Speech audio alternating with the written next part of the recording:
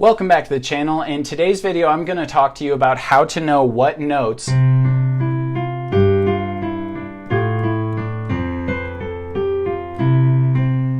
are in a specific key. This is a very important concept for anyone interested in essentially jamming or just getting together with a group of people and saying, all right, key of C, let's just do something in a 1-5-6-4.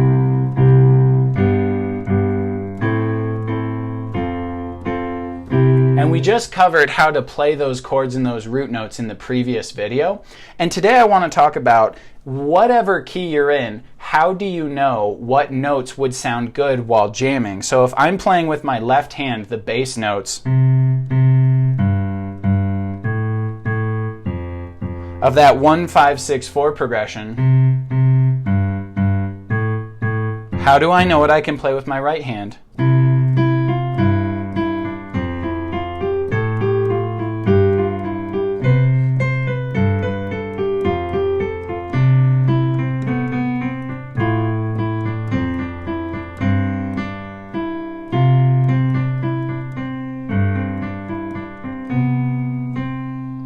And it's actually pretty straightforward, and the key of C is the easiest place for you to learn what notes are going to be inside of a specific key, because the key of C is very friendly. It lays it out for you. So if you're ever a beginner pianist and you want to learn what notes are in a specific key starting at any note on the keyboard, the key of C is going to be your friend. The C, as we talked about in the last video, is the note to the left of the two black keys. So the black keys go 2 and then 3 and then 2 and then 3. Anytime you're at a grouping of 2, the key to the left of those 2 is a C. And the C is your one key. It's the first note or the root of a key. So if you want to know all of the keys that you can play in the key of C that are technically diatonic notes in the key of C, meaning they'll sound good over any chord that you could play in the key of C, just look at all the white keys. The key of C is going to tell you so much about the piano because the white keys go C, D, E, F, G, A, B, and then back to C.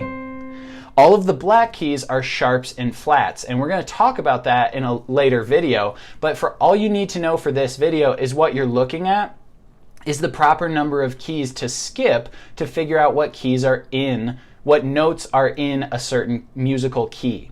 So for the C, that's the 1. The 2 is the D. And you can see you skipped a note in between. If you think of this as all keys being equal, then you go from a C to a D with what is called a whole step, meaning you skip one note in between the two notes. If you were to go from C to C sharp, D flat, then you're taking what's called a half step. But remember, the key of C specifically, all of the white keys are the keys that you have to sort of play with that are in that key. So to go from C to D, it's a whole step. To go from D to E, it's a whole step because you're skipping over a note there. But to go from D to E, it's a half step. There's no black key between those two notes. So this means you are playing two notes that are right next to each other, musically speaking. There's no semitone or sharp or flat between an E and an F, okay? There just is no F flat or E sharp. It doesn't exist. That's a discussion for a future video. But so you're going whole step, half step, and then whole step, half step. So using the key of C as your template, you have 1, 2, 3, 4, 5, 6, 7, and then it repeats. 1, okay? So that is the do, re, mi, fa, sol, la, ti, do that is kind of famous as counting through the notes in a chord. And you can just think of it as whole step, half step, whole step, half step. And if you can memorize that, you can start with any note on the keyboard. So let's look at a D sharp or E flat. It's the same note, okay? So if we look at starting here, this is the 1, the root note. We just picked it arbitrarily. The 2 is a whole step up. So we have D sharp, E flat, and then the second note is going to be F. Okay, so 1, 2, and then another whole step means that we skip a note. Because remember, looking back at the key of C, it goes whole step, half step. So starting here, whole step to the F, whole step to the G, and then half step to G sharp, A minor. Okay? And now we're at the half step and the 4, which is the same as if in the key of C we'd played the F. So it just depends what note you start with. So to finish that out, now we have another whole step. So skip one note, another whole step, and then a half step.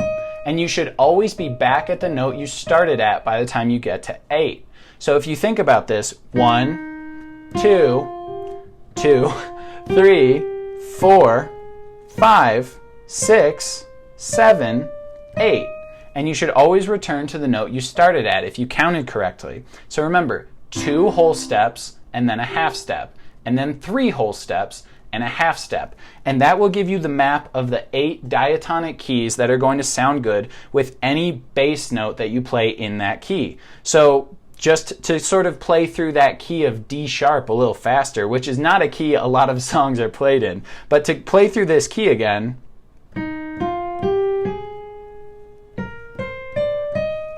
if I was to mess around and just use those notes,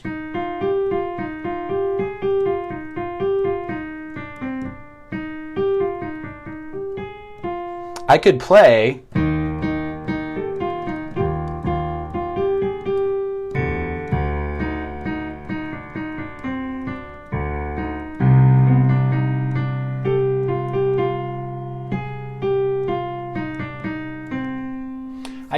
any note that was in that key we just established, that my left hand's playing any note that's also in that key as a root note and just sort of holding it.